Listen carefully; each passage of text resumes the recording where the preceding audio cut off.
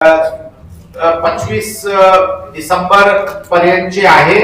4-5 दिवसाचे फिगर राहिलेली आहे. बाकी इतर फिगर आहे. जर मर्डर आम्ही नेहमी म्हणतो की हे सर्वात गंभीर जे प्रकरण असते ते मर्डर असते आणि मर्डरचे बद्दल आम्ही लास्ट इयर ज्यावेळी आम्ही प्रेस कॉन्फरन्स घेत होतो त्यावेळी आम्ही सांगितले होते की या 2024 ला 2023 चे तुलनेत काही 10% जरी घट झाले असतील पुढचे काळात आणखी मोठ्या प्रमाणात मर्डरचे प्रकरणामध्ये घट आणण्याचे प्रयत्न करू.